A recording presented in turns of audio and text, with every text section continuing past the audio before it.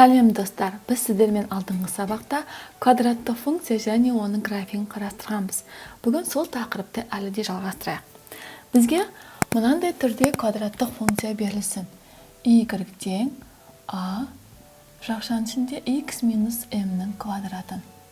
Бұл жерде параболаның төбесін қарастыратын болсақ, a нүктесінің координатасында x-тің мәні m-ға, ал y-тің мәні 0-ге тең екенін көреміз. Бұл жалпы осы түрдегі параболаның төбесінің координатасы.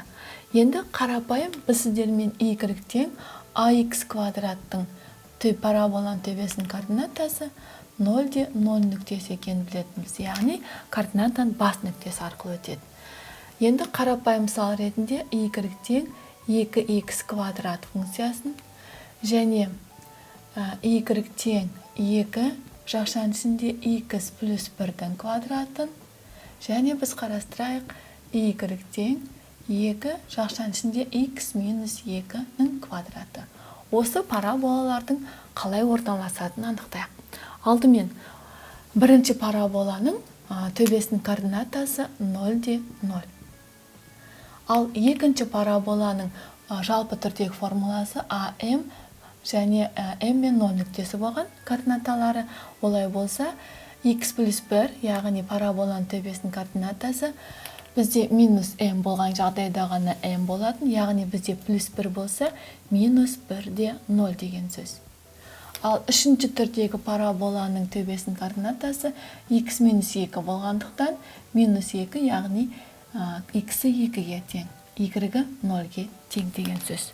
Осы жерде бізде x тең m параболаның симметрия өсі болатын. Олай болса, берілген 3 параболаны симметрия өсін жазып көрсетсек. Бірінші параболада симметрия өсі x тең 0, екінші параболада симметрия өсі x тең минус 1, ал үшінші параболада симметрия өсі x тең 2. Олай болса, координаталық жазықтықты салайық.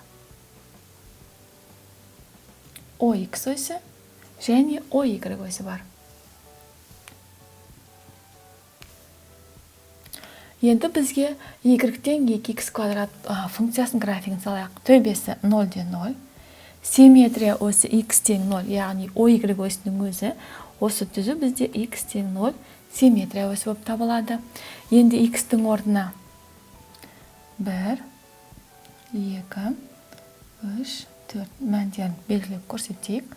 Минус 1, минус 2, минус 3, минус 4. Және OY өсінің жоғарғы бөлігінде оң сандар бар. Біз тек бірінші және екінші ширекті қарастырудың себебі барлық функцияларда x-тің коэффициенттерінің барлығы 2-ге тең, оң сан болғандықтан, яғни ол бірінші және екінші ширекте ғана орналасады деген сөз. y тең 2x квадрат функциясының графигін салсақ, x-тің орнына минус 1-ді қойсақ, y 2-ге тең, 1-ді қойсақ та 2-ге тең.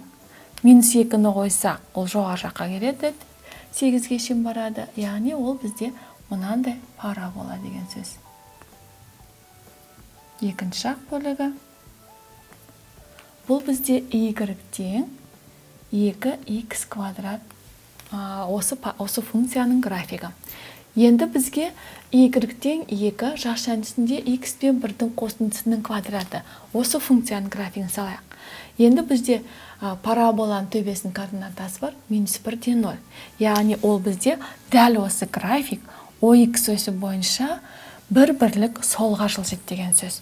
Яғни параболаның төбесінің координатасы минус 1-де 0 мына нүкте болады.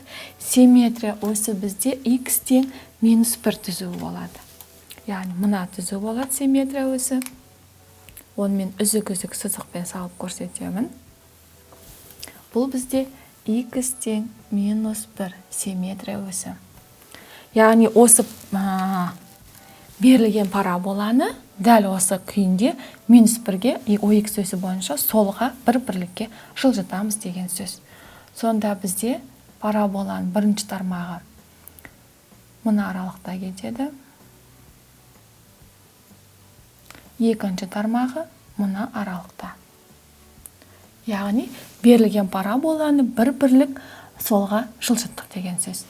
Енді соңғы үшінші параболаны қарастырсақ, бұл жерде параболаның төбесінің координатасы абсцисасы 2, ординатасы 0. Яғни OX өсі бойынша 2 бірлік 10-ға жылжытамыз деген сөз. Және x тең 2, бұл жерде бізде симметрия өсі осы 2 нүктесі арқылы өтетін түзуіміз. Бұл бізде x тең 2 симметрия өсі. Яғни берілген параболаны 2 бірлік 10-ға жылжытамыз деген сөз. Сонда біздің параболамыз бірінші тармағы, мына бөлікте екінші тармағы орналасады. Бұл бізде y тең 2x минус 2-ның квадраты. Ал мына бөліктегі мына параболаның теңдеуі бізде y тең x, алдында x бар, x плюс 1-дің квадраты. Яғни бізде тек a жақшаның ішінде x минус m-ның квадраты деп берілсе, бұл жердегі параболалар тек OX өсі бойынша оңға не солға жылжитынын көреміз. Ал a-ның мәні оң мән болғандықтан парабола ол тек бірінші және екінші ширекте ғана орналасады деген сөз. Егер a-ның мәні теріс болса, ол керісінше OX өсінің төменгі үшінші және төртінші ширектерде өтеді деген сөз. Енді тағы да бір параболаны қарастырайық. Мына түрдегі жалпы жағдайда y тең ax квадрат қосылған n. Бұл жерде енді m-ның мәні 0 екенін көріп тұрмыз. Бұл жағдайдағы параболаның төбесінің координатасы a-ның мәні 0-де n-ге тең. Және симметрия өсі x тең 0 болады. Осыған ұқсас біз жалпы жағдайдағы мынандай 3 параболаны қарастырайық. y тең 2x квадрат функциясы және y тең 2x квадрат плюс 1 және y тең 2x квадрат минус 2 болсын. Енді әрқайсының параболаның төбесінің координатасы мен симметрия өсі жазсақ. Бірінші үшін бұның параболаның төбесі 0-де 0 нүктесі. Екінші жағдайда 0-де 1 нүктесі.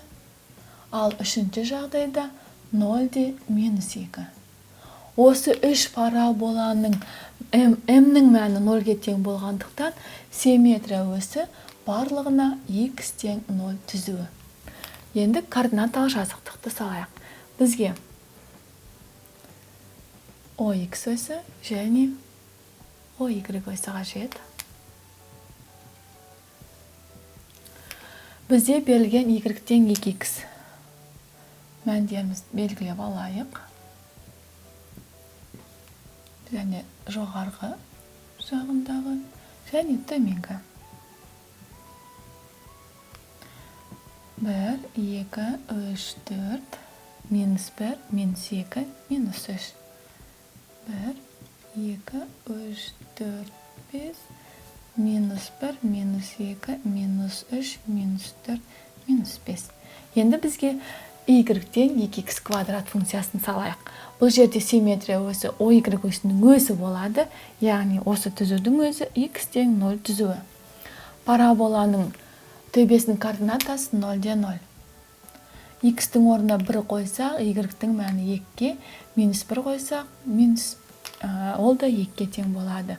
Ал минус 2-ні қойсақ, 2-нің квадраты 4, 8 болады, яғни жоғарғы бөлікте орналасады. Y тең 2x квадратқа тең. Парабола y тең x квадратқа, 2x квадрат. Енді бізге екінші параболаны салу керек. Y тең 2x квадрат плюс 1. Бұның параболаның төбесінің координатасы абсцисасы 0, ординатасы 1-ге тең. Яғни OY өсі бойынша бір бірлік жоғары көтереміз деген сөз. Яғни y тең 2x квадрат функциясын OY өсі бойынша бір бірлік жоғары шығарамыз деген сөз. Сонда бұның параболасы бұл бізде y тең 2x квадрат плюс 1 квадраттық функциясының графигі. Яғни берілген y тең x квадрат параболасын графикте бір бірлік жоғары көтерілгендігін байқаймыз. Енді y тең 2x квадрат минус 2 функциясын қарастырсақ, параболаның төбесінің координатасы 0 минус 2. Ол бізде мына нүкте. Осы жерде оның тармақтар жоғары қарайды, яғни y-тен 2x квадрат функциясын y осі бойынша 2 бірлік төмен түсіреміз деген сөз. Сонда ол бізде мына аралықта кетеді.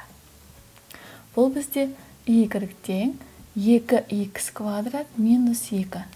Осы 3 параболаға да симметрия осы бізде y-тен 0 екенін көріп отырмыз. Бұл жердегі аның мәні 2-ге тең болғандықтан параболаның тармақтары барлығы жоғары қарайды деген сөз.